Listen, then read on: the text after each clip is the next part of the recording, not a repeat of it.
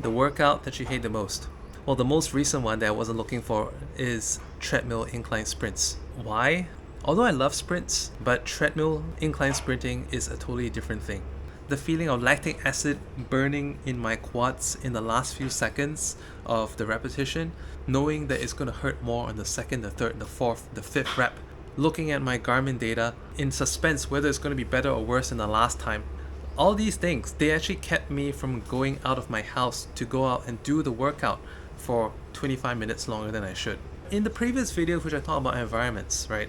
The first step is really the hardest step, and once you get yourself into the right environment, let's say the moment you step into the gym, or let's say you step onto a track, the rest becomes easy because you're in an environment that's conducive for you to do what you are supposed to do.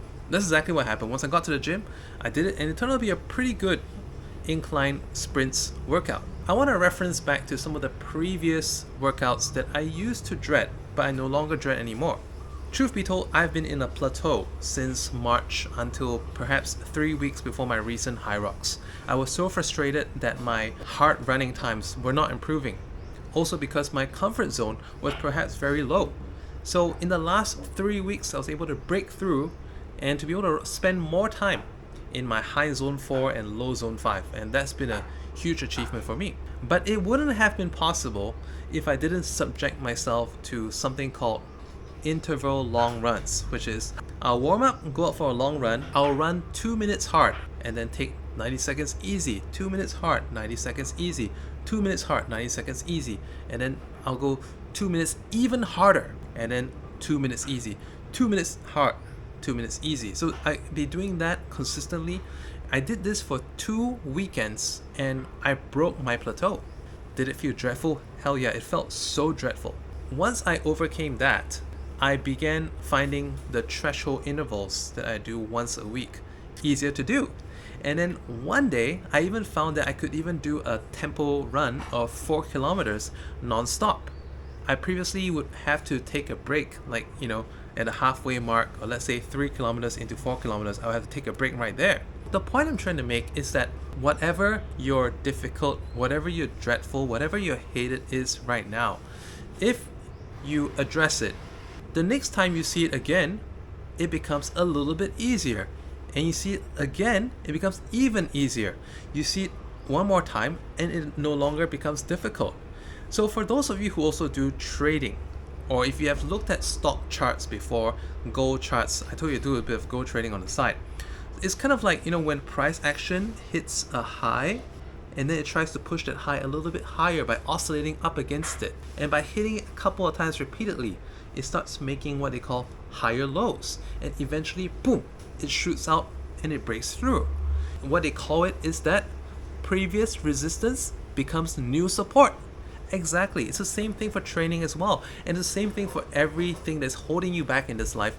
Like probably right now, what you could do is to list out 5 things that you absolutely detest doing. You know that these things are good for you, but you detest them.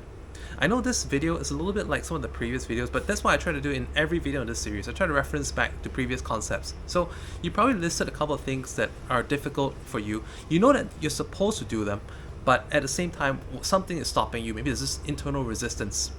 But once you hit that resistance a couple of times and you break through it, that previous resistance becomes new support. And then your next most difficult workout is no longer going to be the same thing as I started this video with. Incline sprints on a treadmill was my most dreaded workout, or most difficult workout. But having done that twice, my perception of next week doing that, piece of cake. I know what to expect. And I know if anything, it's going to feel easier than this week. It's going to feel much easier than last week. This video is kind of metaphorical. Whatever you're finding difficult right now, or it could even be dealing with a person, a group of people, dealing with your clients, or a person of authority. Maybe that person is scaring you out, eating at my personal safety zone. But once you face up to this, it may or may not be a confrontation. It could just simply be addressing that person's attention with your attention. And once you match the attention, perhaps the issue is no more. Someone who previously may not like public speaking, having done it a couple of times, you know what to expect, you know what's the worst. I've been told this many times before, and maybe you've heard it too. Going into a situation, if you can come to terms with the worst outcome at that point of time and accept it, the rest is not going to be anywhere as tough as that. Because once you mentally set yourself for this worst outcome, let's say what, if I go on a stage, if I get booed off the stage, that's the worst thing that can happen. But if I go on the stage and didn't get booed from the stage, then fine. It's like if you go into a trade, you set a stop loss. If it didn't hit your stop loss and it continues to rise, or it goes in your desired direction, then you win. So what's there to lose? List out a couple of scenarios today. Pick out one scenario that you've been running away from and just face up to it. All right? Face up to it, and then once you do that, what's the next thing that you want to face up to? What's the next thing you're going to face up to? This is the 30-day rebuild. If you're addressing your discomforts one by one, you are going to be so far ahead at the end of this 30 days challenge. And remember, you don't have to fix your life all at once. You just need to show up for today.